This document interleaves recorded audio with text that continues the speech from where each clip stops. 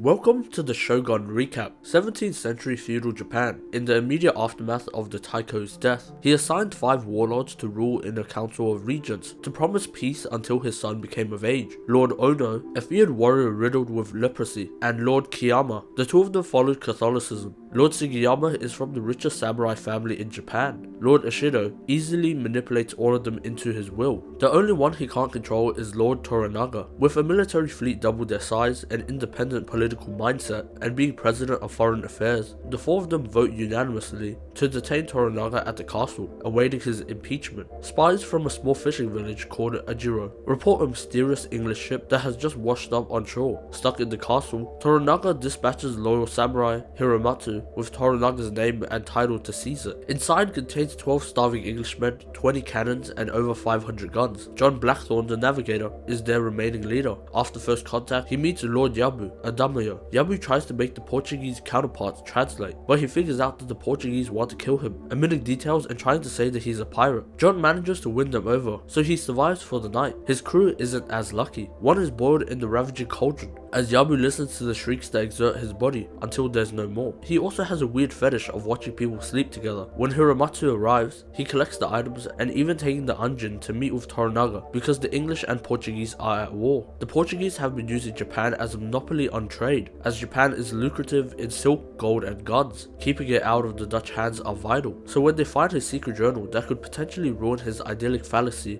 of being a sole navigator for the Dutch, with proofs of piracy which is punishable by death, he warns John to behave, and Rodriguez sells the journals to the Portuguese. But they can't just show it to Toranaga because he would want a full translation of the diary, meaning the Portuguese trades will be out in the open, ruining their trade relationship with foreign affairs. At last, he finally meets Lord Toranaga, accompanied by Mariko to ensure translator Father Alvito isn't twisting his words, as John is Protestant and Alvito is Catholic. They are interrupted by Ishido, that protests a heretic being in the castle. Forced to agree, they release him to the prison. Confused, John assumed that he was a guest of Lord Toranaga. Inside the prison, Father Sebastio informs him about the actual imprisonment of Toranaga and the political situation before the Taiko had died. The Japanese hated the Chinese, so they only trade with the Portuguese. They abused the high interest rates, and when the late Taiko tried to stop it, they incited a rebellion by smuggling guns from their secret base in Macau. In the castle, Toranaga explains his plan. The warlords favor Catholicism, so when he brings a Protestant to the castle, under Ishido they will have to delay the vote on his impeachment to execute him as a martyr, and it plays out directly as predicted, as John is taken to the execution. Luckily, by the shred of luck, Yabu manages to run into him and save him from the bandits that killed the executioners. Retrieving him, Mariko is the new translator. He exposes the entire Portuguese operation from the locations of their countries all the way to the secret base in Macau. For this, they safeguard him in Toranaga's quarters. He does warn Mariko about the Portuguese father's motives. John's conversation pulls Toranaga to decline their next trade of resources, inciting the secret bases with Ronins, delaying the black ship with all the resources from leaving the harbour. In the dark of night, an assassin seeps into Toranaga's quarters and he swiftly deals with her, realizing that she was sent to kill John because they swapped rooms, further solidifying John's points. They want to move out of Osaka because of the bandits and assassins awaiting the Anjin, so with Lord Ishido's approval, they move John and Lady Kiri out of the wars. During this, a lady screams shrieks of menstrual cramps when there is a sudden swap. They proceed onwards. Now at the woods, they are ambushed by fire arrows set on killing the Anjin by Lord Kiyama because of his Catholic beliefs. They realize the swap was Lord Toranaga and swiftly rush off as Mariko's husband, Buntaro, stays behind to fend them off. They make it to the dock, and John recognizing them, they are assisted to sail. On the shore gathers Ishido's army. Holding them back is Butaro. With a salute of the highest honor, he fights to his last moments holding the army back. Beyond them is a fleet of fishing boats ready to sink their ship. They will have to ask for safe passage on the Black Ship, and thus they bargain. Toranaga will give them a Catholic church in Edo and 10,000 silver pieces they can invest. The ship will also be allowed to sail wherever. With this, they gift him the journal of John's proof of piracy, so when they board the Black Ship, they abandon him on board. They crash through the fishing boat fleet, and John follows. Because they survived, they reboard the ship and thank John for his bravery. The translations on the journals will take a long time, so he won't have to die yet. Until then, he will have to train Yabu's men to prepare for war. As they sail to shore, they are greeted by the battalions of men awaiting Lord Toranaga's arrival. Giving the name Hatamoto, the Anjin is said to be a close retainer of Toranaga and placed into his own home with servants and a consort. Fairy, Now Toranaga sails off to set his plan in motion. Meanwhile, in Osaka, Hiromatsu delivers the resignation from the council papers, and now that they don't have 5 members, they can't vote on his impeachment. They are stored until they find a 5th. Undergoing a new leadership role, John starts to appreciate his consort and Marika a little too much. During practice, Noburo Josen, one of Ishido's messengers sent by the regents, requests that Yabu turn himself in and commit seppuku at Osaka.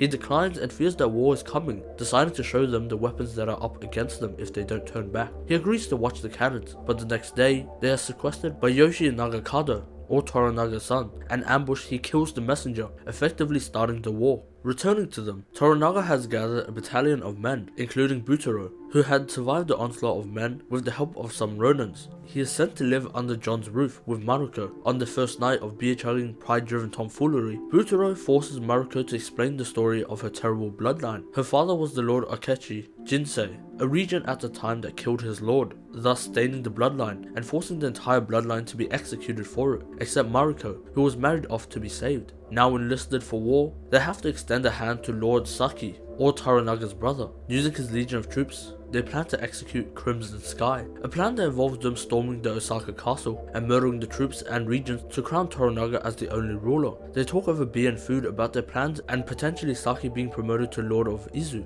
They hear legions of troops gathering around them. They have been surrounded by Ishido's men and ambushed, and they demand that Toranaga return to Osaka to commit seppuku. Their 5th regent is now Lord Saki. He stalls by deciding to give his final answer the next day. Throughout this time, John has been serving under Toranaga in hopes of returning with his men and ship. As this has been a one-sided relationship, he has seen nothing of the sort. They reconvene the next day, and Toranaga decides to return in defeat with them to Osaka. His advisors are puzzled and angry. Even John screams at him for misleading them to death. Now promoted to one of the highest ranks in Japan, Saki pleasures himself with a consort, as he is met in the dead of night by Nagakado in an ambush. He barely manages to get away. As Nagakado goes for the finishing blow, he slips and smashes his head on a rock, ending his life. The devastating news causes for a time of peace. They will give Toranaga 49 days to mourn his son, but beyond that, John is allowed to leave, with his ship and men awaiting them at Osaka. As he returns, he finds that only 6 have survived, and he is blamed for their starvation and habitual abuse. Whilst he is living it up, he beats the men for thinking of this and returns to Yabu. Now without a lord, he swears fealty to Yabu for the chance at escape, because when they all return to Osaka, they will be forced to commit seppuku for treason.